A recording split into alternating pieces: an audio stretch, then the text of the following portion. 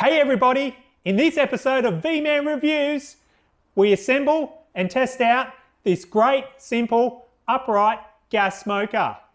If you're looking to get into smoking, this could be the easy and simple to use solution you've been looking for. Let's give it a crack and try it out.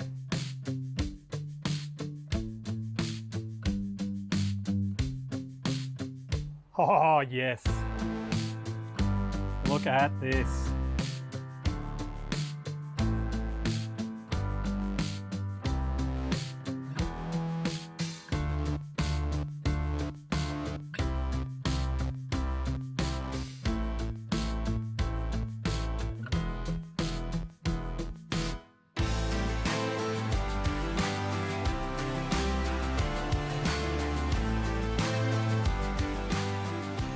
So this is a Coolabah branded LPG gas powered smoker.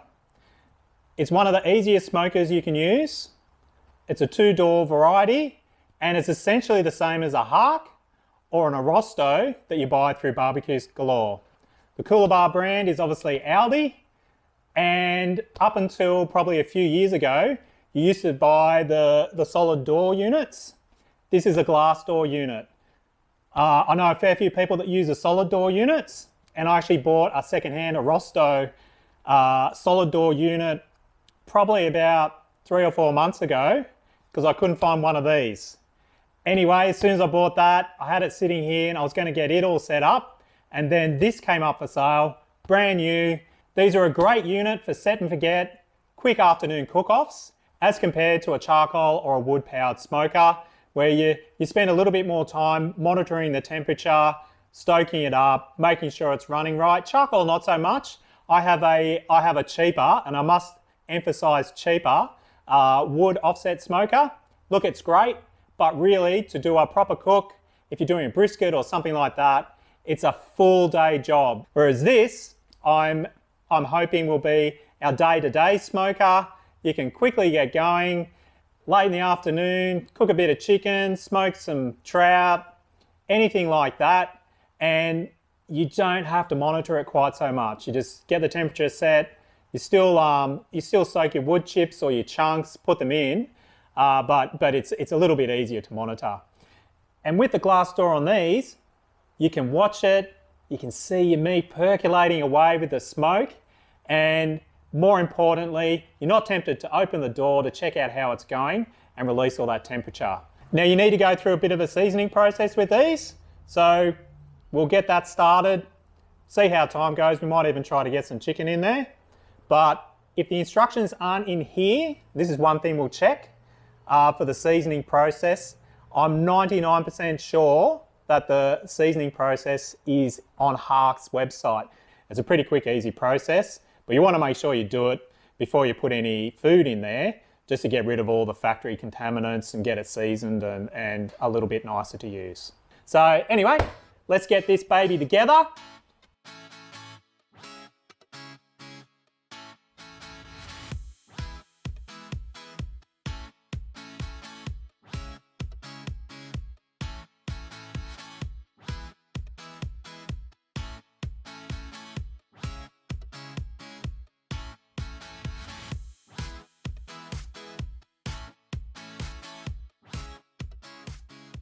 So going through what comes in the box that you need to assemble, you get your screws and fixings in a nice little packet. These are your handles that go onto the doors and the latches. You got your water tray. You've got your smoker chip tray here. And this is a grate that goes in over the top. 4 legs. 2 of the carry handles that go onto the cabinet itself, the temperature gauge. These are the vents for the cabinet and the door. Your sliders for the wire racks that go into the cabinet itself. 3 wire racks. These are what you place your meat on. And this bottom wire rack here takes your smoker tray. And we've got this lanyard here, which I'm not sure exactly what it's for, but we'll go through that later. And then in a separate box here, you've got your burner and all your gas fittings which go into the base of the cabinet. Now it should be pretty easy to put together. All you need is a Phillips head screwdriver, a socket, and a few very minor tools. It all bolts together. We'll run you through and show you how that works now.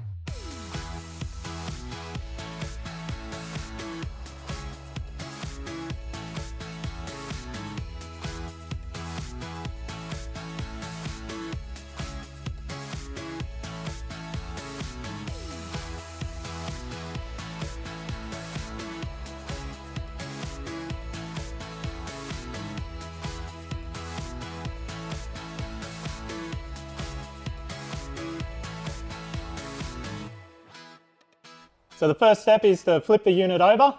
Be careful of this door as it will fall off. They're removable hinges. Then you install the 4 legs. They've got captive nuts in the bottom of the unit, so you just screw the bolts in. Now you want to make sure you install the leg with the hole in it on the latch side, and that's used to secure the gas hose for the burner, which we'll install now. The instructions say to lay it on its side. I'm going to try doing it upside down. It's just going to be easier to access all the parts. Let's see how we go.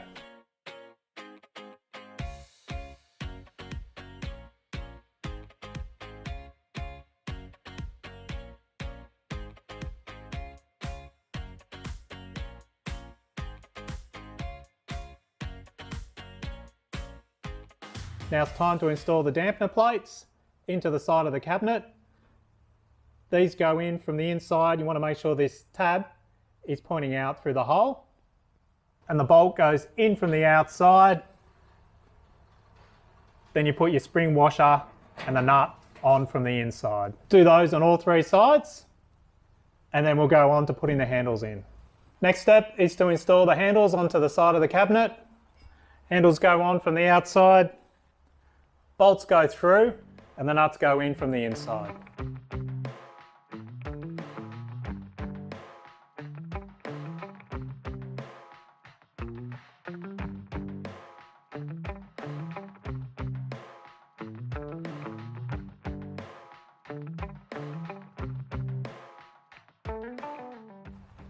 Now it's time to install our handles and latches to the doors.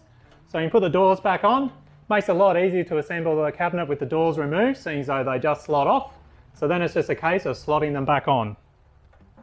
Now with the handles, you have one with these smaller black bolts on them. That goes on the bottom door.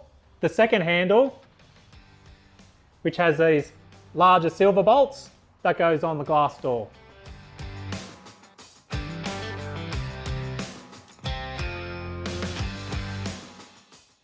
Now it's a simple case of putting the latches on. They go on the side here. Again, there's captive nuts into the cabinet. So you just bolt them on and then put the latch on the door.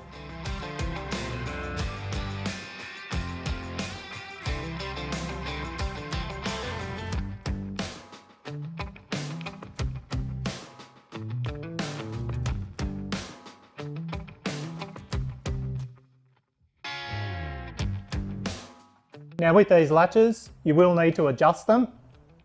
It's a simple case of undoing the lock nut, wind it right out, and then screw the latching mechanism in until you get it to a point where it's not pulling too tight, but it's nice and firm to shut the door.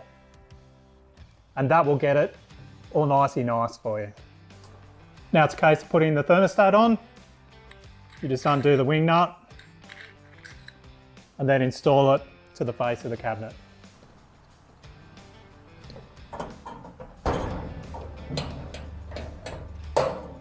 Next you want to start installing your grid tracks. First one goes on the bottom to hold the rack that your chip basket goes into. So we'll put this in now and then we'll come through and put the other racks in to the top of the unit.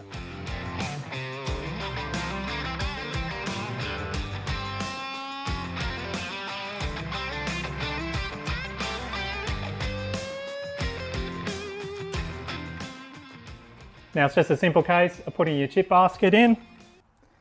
It sits on this bottom rack. There's a cover for it. Now there's another series of guides that go into the bottom of the main runner holes, and that holds your water bowl. And that's it, fairly well assembled. Now we've got to go through the seasoning procedure. Right, to season it, you want to put some wood chips into the chip tray. I soak them in water. I'm not sure if it's super critical when you're seasoning, but I've done it anyway. Put your lid on, slide the tray in, then you want to switch it on and cook it on low according to the instructions for 45 to 60 minutes. Now to turn it on, it's pretty easy, like any barbecue or heater. You want to turn your gas bottle on. And then it's a simple case of turning the dial around, clicking the igniter, and then we'll turn it down to the low temperature setting. And you want to close the door. Also make sure you've got water in your water tray.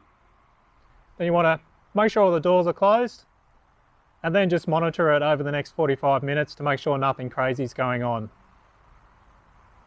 Then once that's complete, just want to clean out all the ash from the chip tray, empty the water bowl, and it's ready to do your first cook. Just a quick update, I just went through the Hark seasoning instructions. They suggest to spray a light coating of canola oil inside the cabinet. So I'm just going to quickly do that as well, and then we'll let it continue its seasoning process.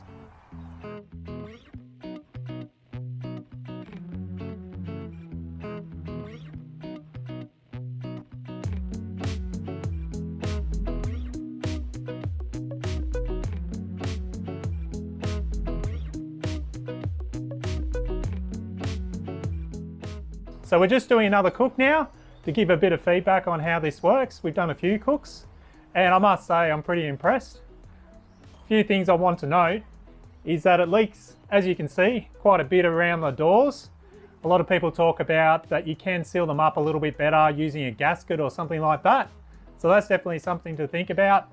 One other thing I'll note, which I'll do a close-up on, is the vents on the side of the cabinet. When you get them, the tabs foul the closing mechanism. So what I've done is just pluck them out a little bit so you can shut it down fully or open it up. You've got more of a range of adjustment there. But with a few cooks that we've done, compared to the offset smoker, it's much easier to maintain temperature in these. And the result is pretty good, I must say. So for a set and forget, quick afternoon sort of cook up, these things are fantastic. So we've just finished our cook. It's looking mighty fine. Tell you what, it's handy having this glass door because you can have a quick peep in every now and again to see how it's coming along. I'll show you now. It's not bad. It's a set and forget. And look what you get.